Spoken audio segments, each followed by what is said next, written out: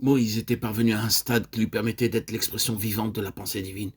Il avait été vidé de ses propres pensées pour laisser place aux pensées de Dieu. Il avait été vidé de sa propre force afin que toute l'énergie procède de Dieu. Voyez que ce principe est sans cesse à l'œuvre. Dieu veut la conformité entre le serviteur et le ministère. Vous remarquerez cela chez tous les prophètes. Le Seigneur n'a rien négligé. Il y a mis un soin tout particulier. Il œuvre même dans la vie domestique, dans les plus intimes relations de la vie. Pensez à la tragédie de la vie familiale du prophète Osée. Pensez à Ézéchiel. Le Seigneur lui a enlevé sa femme en un instant. J'avais parlé au peuple le matin et ma femme mourut le soir. Le lendemain matin, je fis ce qui m'avait été ordonné. Ézéchiel 24, 17. Le Seigneur lui a dit, soupire en silence, ne prends pas le deuil des morts. Attache ton turban, mets ta chaussure à tes pieds, ne te couvre pas la barbe. Ézéchiel 24, 18. Le Seigneur a permis ce chagrin de cœur et lui a demandé d'agir de telle et telle manière. Pourquoi? Ézéchiel était un prophète. Il devait incarner son message et celui-ci était le suivant. Israël, l'épouse de Dieu, est perdue pour Dieu, morte pour Dieu. Israël n'y prend point garde. Le prophète devait l'expérimenter dans sa propre vie. Dieu agit subjectivement. Il œuvre profondément dans la vie de son serviteur pour engendrer le ministère. Dieu ne nous permet pas de divulguer des paroles et des sujets. Si nous sommes sous l'autorité du Saint-Esprit, il fait de nous des prophètes.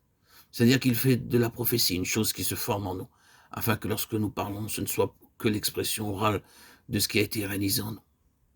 Dieu a formé cela au cours des années, d'une manière étrange, profonde et douloureuse, dans quelques vies sans rien négliger et en traitant chaque détail. Et ce vase ainsi formé est en conformité avec le message. Les gens ne viendront pas entendre ce que vous avez à enseigner. Ils verront ce que vous êtes, ce qui a été constitué en vous par Dieu. Quel grand prix doit payer l'instrument prophétique. Ainsi donc, Moïse est allé dans le désert pour que sa vie naturelle soit traitée, pour parvenir au point zéro, afin que tout cela soit formé en lui. Dieu a-t-il été justifié dans la vie de Moïse?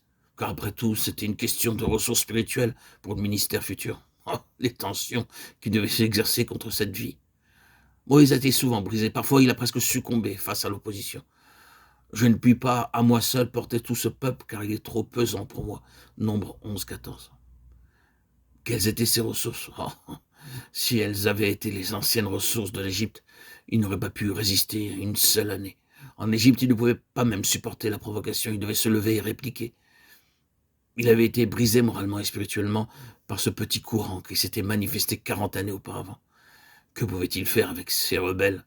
Combien de temps pourrait-il les supporter encore? Une force divine l'avait saisi. Seule une chose formée en lui pouvait l'aider à aller de l'avant et tenir ferme contre le courant qui s'opposait à la pleine pensée de Dieu. À notre rencontre, la tension peut aussi être très forte. Souvent, une forte tentation se manifeste. Laisse faire un peu, fais quelques concessions, ne sois pas si absolu, tu auras beaucoup plus de portes ouvertes. Si seulement tu es un peu plus large, tu auras plus de succès, si tu t'en perds un peu. Qu'est-ce qui vous délivrera alors à l'heure de la tentation? La seule chose, c'est ce que Dieu aura fait en vous. Cela fait partie de votre être intérieur.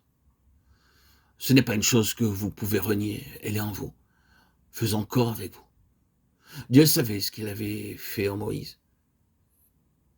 Cette chose était tellement devenue une avec l'homme qu'il n'y avait aucune division. L'homme était ce qu'était le ministère prophétique.